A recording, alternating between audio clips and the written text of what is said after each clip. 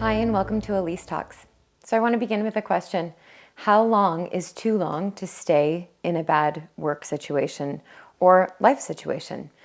I had an experience in 2016 after working for a small wellness company that serviced several corporate fitness facilities within the city that I live in. The owner of this business had terminal cancer and she passed away. We had someone take over the company, and as somebody did that, we got a new office manager who happened to be one of my coworkers.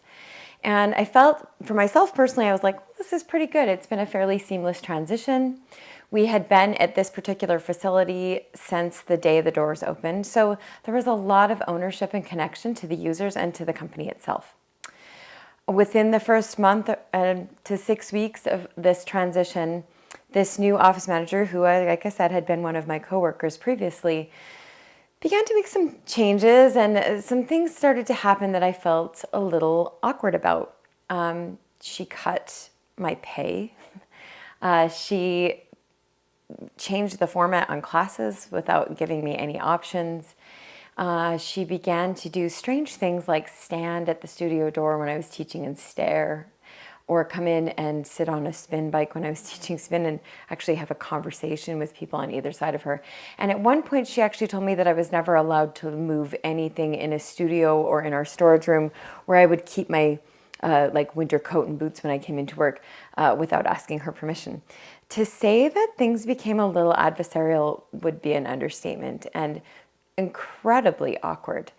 At the time, I started to consider, what could I do here?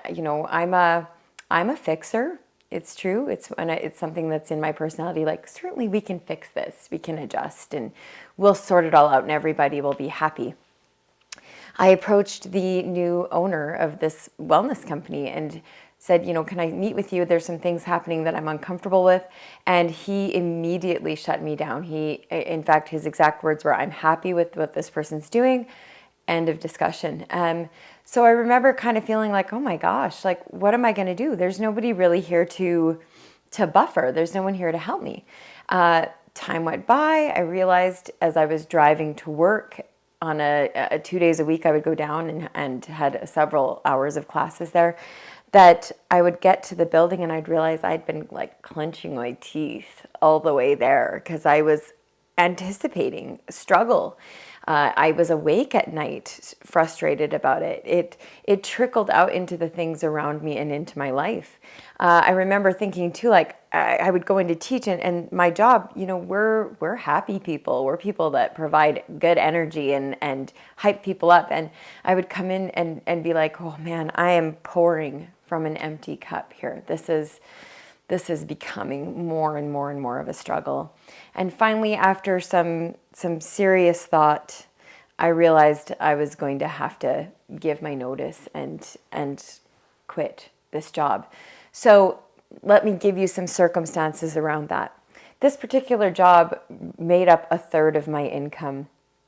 I live in an energy city, and that year, 2015 to 2016, things were really in a downturn for the energy industry, and people were being laid off, and work was becoming a little bit scarce. And I had already worried, oh, I hope I still have my job here, which I had managed to maintain. And now here I was, the crazy woman, saying, I'm going to quit this job that makes up a third of my income, which is necessary for my family to survive. But I understood that staying in that circumstance was going to be more damaging than it was worth. There's a lot to be said about assessing your situation. And I know that not all of us can just walk off into the sunset into a new opportunity, but something that's really come to my mind as I've pondered on this experience years later is we have so much more power over ourselves when we make a decision. There's that old adage, when one door closes, another door opens. Well, I do believe that. I do think that. And in my case, that absolutely is how it went. But what I want to say is I think that when you walk out a door yourself and you close it behind you, that's where the real power and growth comes. When we wait for someone to shove us, And I know you're probably thinking, well, she did shove you a little bit. Yep, she did. She did do things intentionally to make me uncomfortable and to make me quit. And I found that out later, that really was her intention. So she succeeded. But what happened for me was that realization that I didn't actually have to keep working in these circumstances, and I didn't even have to keep working the way I worked. In fact, seeing this previous owner, who I'd had a very small amount of time to get to know, but saw her as fairly tenacious and a pretty savvy businesswoman, I realized as I transitioned out of that job that why the heck can't I start my own health and wellness consulting company? And I did. It took a couple of years, really. It was 2018 by the time I secured a permanent contract and was given autonomy. But it was so empowering to say, enough is enough. Here's the line. This is as long as I'm going to let this experience carry on.